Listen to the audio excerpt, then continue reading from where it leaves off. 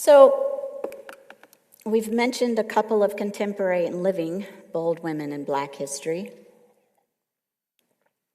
I'm going to bring to your mind this morning a few from Florida, not necessarily Unitarian Universalists, but because there seems to be some kind of squelching in Florida of Black history. I'm going to go against that and share with you a little Black history of bold women from Florida. So, if you want to put up a slide of the woodpecker, if you would do that for me. Zora Neale Hurston wrote, and I'm going to read it the way that she wrote it. This is not making fun of this bold woman.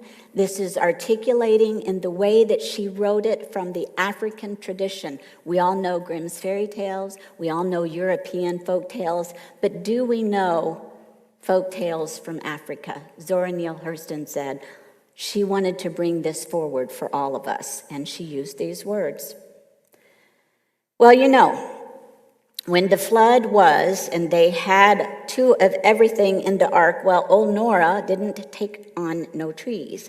So the woodpecker sat round for a week. And so then he felt like he just had to peck himself some wood. So he began to peck on the ark. Old Nora came to him and told him, "Don't peck on the ark. If you peck a hole in it, we'll all drown." Woodpecker says, "But I'm hungry for some wood to peck." Old Nora says, "I don't care how hungry you get. Don't you peck on this ark. No more. You want to drown everybody and everything?" So the woodpecker would sneak round behind old Nora's back and peck every chance he got. He hid himself away down in the hole where he thought nobody could find him, and peck and peck. So one day old Nora come and caught him. He never opened his mouth to that woodpecker. He just hauled off and gave that woodpecker a cold head whipping with a sledgehammer. And that's why a peckerwood got a red head today, because old Nora bloodied it with that hammer. That's how come I feel like shooting everyone each time I see them, trying to drown me before I was yet to be born. That was recorded by Zora Neale Hurston and printed in her book, Mules and Men.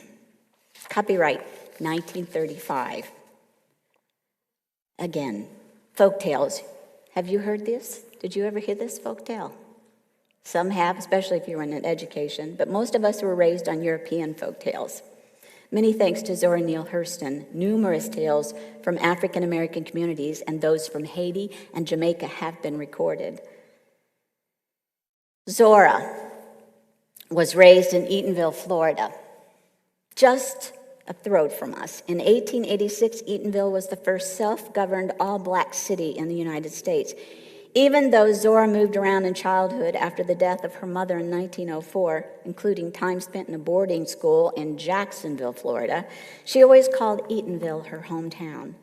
She became a writer and a collector of stories. Zora was educated at Barnard College of Columbia University, New York City, where she was the only black student.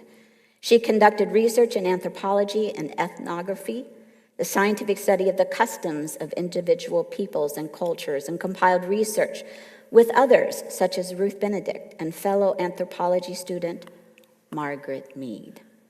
Zora became well known and was very active during the Harlem Renaissance. The Harlem Renaissance, you may recall, was an intellectual, social, and artistic explosion in Harlem, New York that spanned in the 1920s. At the time, people called it the New Negro Movement, named after the New Negro, a 1925 anthology edited by Alan Locke. Now, some of you may also be aware that Zora, author of Their Eyes Were Watching God, lived in Melbourne, Florida, later in her life, and that there is an annual Zora Neale Hurston Festival in Eatonville, Florida, every year. There are a few other bold women in Black history that have Florida connections, including another woman who was active during the Harlem Renaissance. Augusta Savage. Born Augusta Christine Fells in 1892 in Green Cove Springs, Florida. Green Cove Springs is located just southwest of Jacksonville. As a child, Augusta began creating art from clay that she found around her house. Her father, a Methodist minister, did not approve of Augusta's dirty hobby. She said, "He almost whipped the art out of me." Despite her father's objections, she continued to make sculptures. When the family moved to West Palm Beach, Florida in 1915, she encountered a new challenge: a lack of clay. She eventually got some materials from a local potter and created a group of figures that she entered in a county fair. Her work was well received. She won a prize. Augusta moved to New York City in the 1920s. Although she struggled financially throughout her life, she was admitted to study art at Copper Union, an educational institution devoted to the advancement of science and art located in the East Village neighborhood of Manhattan. The school did not charge tuition, but before long they gave her a scholarship to help her with living expenses too. I took art classes in the 70s. I never heard of Augusta Savage. Why? Augusta excelled and finished her coursework in 3 years instead of 4. While at Copper Union, she had an experience that changed her life and her work. In 1923, she applied to a special summer program to study art in France, but she was rejected because she was Black. She took the rejection as a call to action and contacted the local media. Her story made the headlines. Soon, however, she began to make a name for herself as a sculptor and created busts of such prominent African Americans as W.E.B. Du Bois and Marcus Garvey. She was one of the leading artists in the Harlem Renaissance, where she assisted burgeoning African American artists, including Jacob Lawrence and Norman Lewis. She also lobbied for the Works Projects Administration, the WPA, to help other young artists to find work during a time of financial crisis. In the middle of the decade, Augusta Savage became the first Black artist to join what was then known as the National Association of Women Painters and Sculptors. In 1939, Augusta was commissioned to create a sculpture for the New York World's Fair. Inspired by the poem, the anthem, Lift Every Voice and Sing by James Weldon Johnson, who had once modeled for Augusta, she created a 16-foot-tall sculpture titled The Harp. 16 foot tall. In the front of the piece, you'll note a young kneeling man with music in his hands, and 12 singing African American youth in graduated heights who were literally, if you look closely, held by the hand of God. That's her description. After a life of teaching, marrying 3 times, giving birth to 1 child, and twice widowed, she died of cancer on March 26, 1962. The sculpture is no longer around. I couldn't find it anywhere. I've talked about a writer, Zora Neale Hurston, who was also an anthropologist, and then Augusta Savage, a sculptor. Let's turn to the sciences and note 2 more bold women in Black history with a Florida connection. Joan Muriel Owens. She was born in Miami, Florida, and graduated from Miami's Booker T. Washington High School. Encouraged by her parents, especially her father, who was a dentist and a weekend fisherman, who took the family of 5 with him on boating trips, Joan developed an interest in marine life. When she was very young, one of her favorite books was The Silent World by Jacques Cousteau. Now, many people speak of large companies with contempt these days. I get it. And yet, Joan was a recipient of a scholarship from the Pepsi-Cola Company in 1950 to pursue her education at Fisk University. Scholarships were helpful, but her father did pay for most of her expenses. In her young adult years, she pursued studies at different colleges and pursued fine art with minors in math and psychology, and received a Master of Science degree in guidance counseling. So here's the thing, with encouragement from her friends and a colleague, maybe some of you have heard of Philip Morrison, she entered George Washington University in Washington, D.C. The school did not have a marine science program, but she constructed an equivalent degree with a major in geology and a minor in zoology. She received a bachelor's in geology and then continued working toward a doctorate degree and pursued studies of marine coral. Due to complications associated with sickle cell anemia, she could not dive, and yet she signed on with the Smithsonian Museum in order to study coral samples collected by the British expedition in 1880. So here's the thing. Her doctoral dissertation was titled Microstructural Changes in the Scalacratinian Families, I can't even say it, fungicide and taxonomic and ecological implications. She received her PhD from George Washington University. Get this, in 1984. She soon began classifying, studying, and locating new forms of button corals while advancing to the rank of associate professor in the Department of Geology and Geography at Howard University. She died in 2011, but here's the thing. Every person sitting in this room, I would be willing to bet $100, is very concerned about climate, is very concerned about what's happening to the waters and to our coral species. I think we need to pause to remember the work of Joan Morell Owens. In the area of science in a connection to Florida, there is a living scientist, an astronaut for NASA, who is a bold woman living and has Black history, Dr. Mae Jameson. Dr. Mae Jameson graduated from high school at age 16 and attended Stanford University, graduated in 1977 with a degree in chemical engineering, and at the same time, she fulfilled the requirements for a BA in African and Afro-American studies. Mae went on to earn a doctorate in medicine from Cornell University in 1981 and worked as a general practitioner in Los Angeles for several years before working for the Peace Corps. She watched Sally Ride, remember that name? She watched Sally Ride's historic flight as the first American woman in space in 1983. 4 years later, in 1987, Dr. Mae Jameson was elected as one of NASA's astronauts and flew to space in 1992 on the Endeavour. Listen to this. When asked about why Mae applied to the astronaut program, she recalled that when she was 8 years old, she looked at the world's first astronauts venturing to space and asked, what happens if the aliens only see these guys and think that everybody on Earth has a buzz cut? And they're all white men.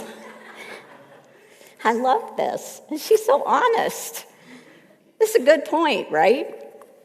Mae Jameson was a mission specialist, a co-investigator of 2 bone cell research experiments, which was one of 43 scientific investigations that were completed on that mission, that Endeavour mission. The shuttle landed at Kennedy Space Center in Florida on September 20th, 1992. Over the course of her only space voyage, Jameson logged 190 hours, 30 minutes, and 23 seconds in space. She left NASA in March 1993. So there is her connection to Florida. Let's switch gears here and consider bold women in Black history that have a Unitarian Universalist connection. I've mentioned Frances Ellen Watkins Harper before. Born in 1825, this African-American writer, lecturer, political activist who promoted abolition, civil rights, and women's rights, is best remembered today for poetry and fiction. It is said she preached, quote, moral uplift and counseled the oppressed how to free themselves from their demoralized condition.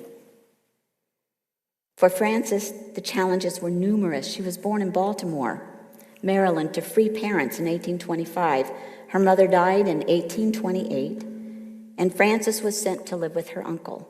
Staunch abolitionist William Watkins father of William J. Watkins, who would become an associate of Frederick Douglass, a former slave turned abolitionist, a Unitarian, as most of us know, with strong humanist leanings.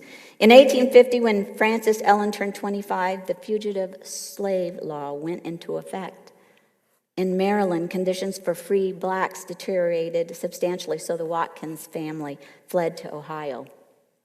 She taught sewing at Union Seminary and then moved to Pennsylvania in 1851, where she worked with others who were part of the Pennsylvania Underground Railroad to help slaves escape as they made their way to Canada. Frances became well known for her poems. Think this one, "Bury Me in a Free Land," where the last lines were this: "I ask no monument proud and high to arrest the gaze of the passers-by. All that my yearning spirit craves is bury me not in a land of slaves." She also wrote books whereby she attacked not only racism, but the oppression of women. Most of the proceeds she earned went toward helping slaves who were seeking freedom.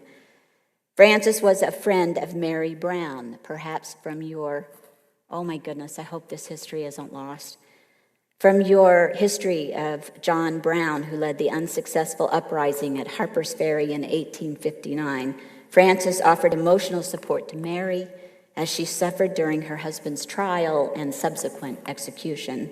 In a letter smuggled into John Brown's prison cell, Frances Ellen Watkins wrote, "In the name of the young girl sold from the warm clasp of mother's arms to the clutches of a libertine or profligate, in the name of the slave mother, her heart rocked to and fro by the agony of her mournful separations, I thank you that you have been brave enough to reach out your hands to the crushed and the blighted of my race." Frances married Fenton Harper, a widower with 3 children, in 1860. Fenton died 4 years later, in 1864, when their own daughter was just 2 years old. Frances became acquainted with Unitarians before the war, when she was partnered with several who supported abolition and who worked the Underground Railroad. When Harper and her daughter settled in Philadelphia in 1970, she joined the First Unitarian Church. As slavery became a thing of the past, Frances turned her energies towards securing education for African Americans and for supporting a woman's right to vote. Frances died in 1911, get this, just 9 years before the law passed. You'll find her words in the gray hymnal, number 153.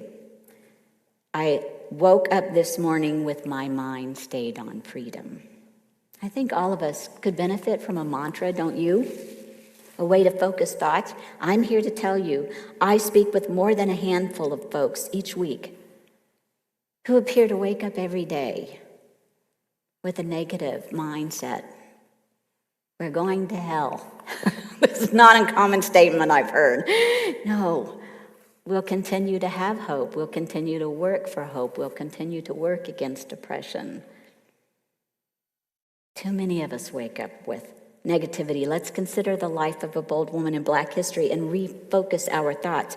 I'm waking up this morning with my mind on freedom and hope and anti-oppression.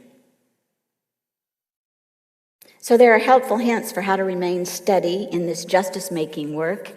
The justice-making work that here in Florida includes advocating for teaching critical race theory in our classes, in our public schools.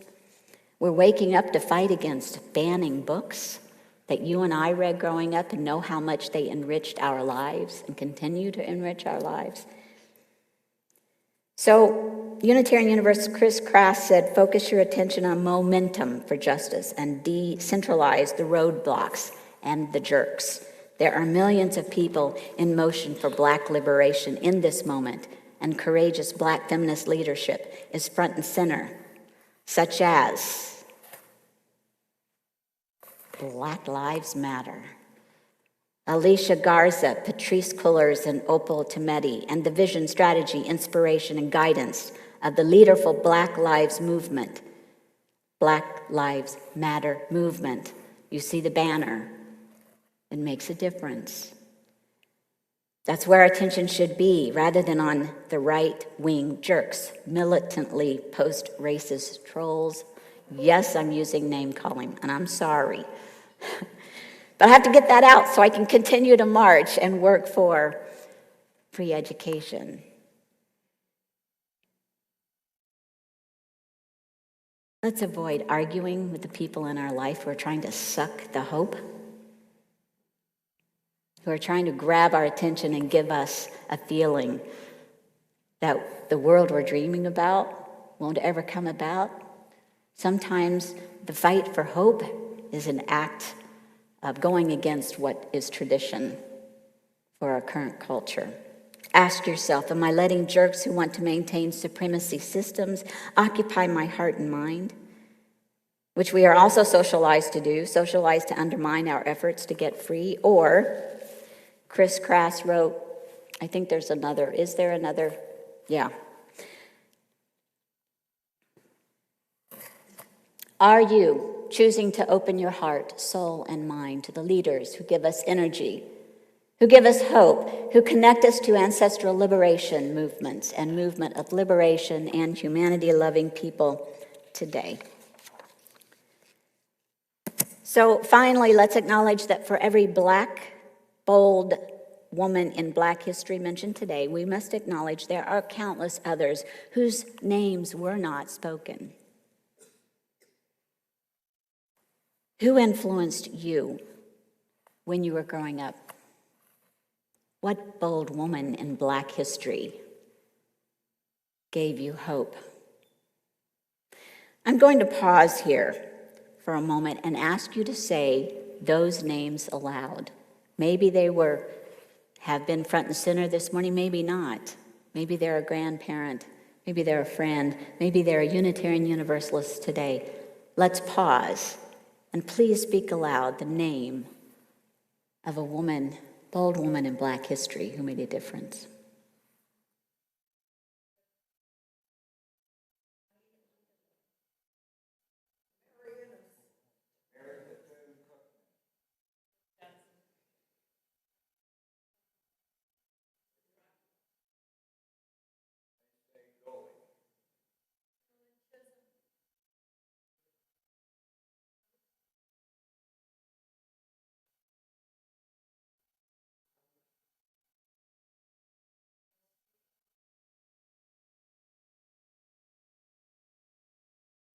Thank you. We'll not stop. Keep going.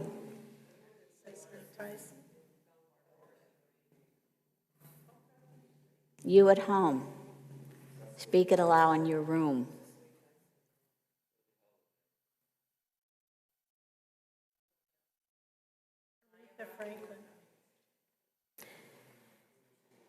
Her story is our story, is your story, is history.